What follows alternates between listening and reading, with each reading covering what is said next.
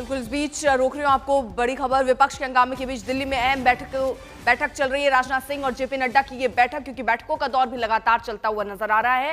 राजनाथ सिंह और जेपी नड्डा की ये बैठक, अमित शाह, निर्मला सीतारमण भी इस बैठक में मौजूद है। आगे की रणनीति को लेकर दरअसल ये बैठक अहम मानी जा रही है। बैठक में एस जयशंकर, किरेन रिजिजू मौजूद इस वक्त नजर आते हैं, क्योंकि ये बड़ा मुद्दा होता हुआ मीटिंग में केंद्रीय मंत्री भी वहां नजर आ रहे हैं। विपक्ष जबरदस्त हंगामा कर रहा है और इस बीच संसद में ही अहम बैठक, जिसमें अमित शाह भी हैं, किरेन रिजिजू भी हैं, राजनाथ सिंह हैं, जेपी नड्डा हैं, सबकी मौजूदगी इस बैठक में। हिमांशु और अपडेट। ये एक मीटिंग हमेशा होती है, प्रधानमंत्री नरेंद्र मोदी बुलाते हैं। राजनाथ सिंह के रूम में ये बैठक चल रही है सभी वरिष्ठ मंत्रियों की, जिसमें संसदीय कार्य मंत्री हैं, जेपी नड्डा हैं, निर्मला सीतारमण, एस जयशंकर हैं।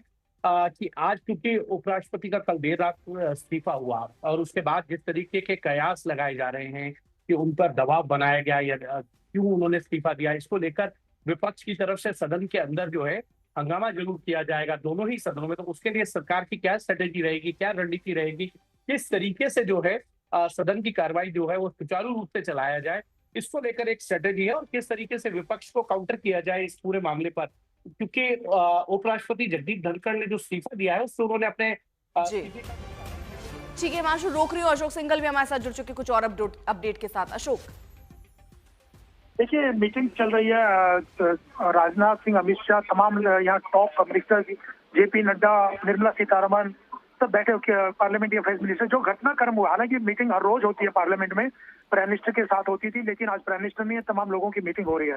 तो जो घटनाक्रम हुआ है पार्लियामेंट की स्ट्रेटेजी को लेके, उसको लेके करीब आधा घंटे से बैठक चल रही है संसद में। और दूसरा, जेपी नड्डा ने एक बात कही है कि कल जो बिजनेस एडवाइजरी कमेटी की बैठक उपराष्ट्रपति सभापति राज्यसभा ने बुलाई थी, उसमें 4:30 बजे वो नहीं जा पाए थे और पार्लियामेंट्री अफेयर्स नहीं जा पाए थे।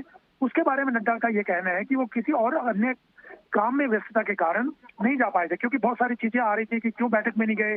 दोनों के दोनों, जेपी नड्डा भी नहीं गए थे, पार्लियामेंट्री अफेयर्स मिनिस्टर।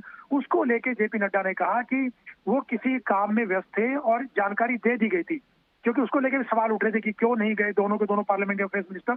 उन्होंने साफ तौर से इस बात को क्लैरिफाई किया कि जानकारी दे दी गई थी।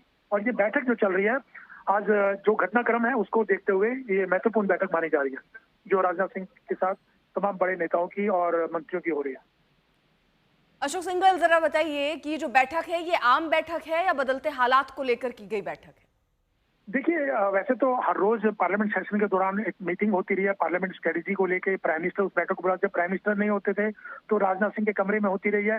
लेकिन आज ये राजनाथ सिंह के दफ्तर में ये बैठक हो रही है और तमाम चीजों पर चर्चा होगी। पार्लियामेंट स्ट्रेटेजी को लेके आज क्या क्या मुद्दे आने वाले हैं, क्या रणनीति बनाने को लेके, ये तमाम चीजों पर बैठक होती है। लेकिन कल जो उपराष्ट्रपति का इस्तीफा हुआ है उसके परिप्रेक्ष्य में ये बैठक बहुत महत्वपूर्ण मानी जा रही है, क्योंकि विपक्ष जिस ढंग से कल इस्तीफे के बाद से तमाम सवाल उठा रहा है, तमाम बातें कर रहा है, कई राजनीतिक बयान भी आ रहे हैं, जरा सुनाते हैं।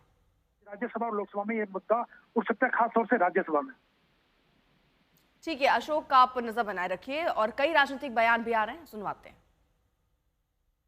एज यूजुअल जैसे लोग मिलते हैं, और हमसे पहले से उनके चैम्बर में जयराम रमेश जी बैठे थे, प्रमोद तिवारी जी बैठे थे, और हम लोगों से जो यूजुअली जैसे वो मिलते हैं, सबसे अपनापन के किए से उनका मिलना जुलना होता है, सबको चाय पानी पूछते हैं।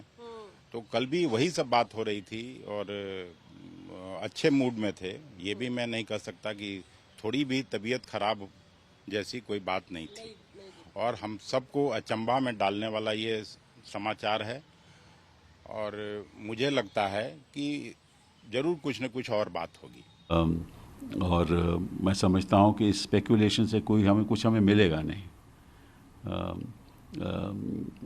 कोई भी सत्ता में बैठा हुआ अगर पद छोड़ता है तो उसकी कोई वजह होगी, और इतनी गंभीर वजह होगी कि उनको छोड़ना पड़ा, या उन्होंने सोचा कि अब वक्त आ गया है मुझे छोड़ने का। तो उस पर हमें स्पेकुलेशन नहीं करना चाहिए। उन्होंने चिट्ठी में साफ लिखा है कि मेरा स्वास्थ्य ठीक नहीं है और इसीलिए मैं ये पद को छोड़ रहा हूँ। देखिए, सवाल इसलिए क्योंकि सत्र कल से ही शुरू हुआ और कल ही उन्होंने इस्तीफा भी रात में दे दिया, क्योंकि अगर आपकी तबीयत उनकी खराब थी वो पहले सत्र से पहले ये फैसला ले सकते थे। लेकिन अब विपक्ष कई तरीके के सवाल उठा रहा है।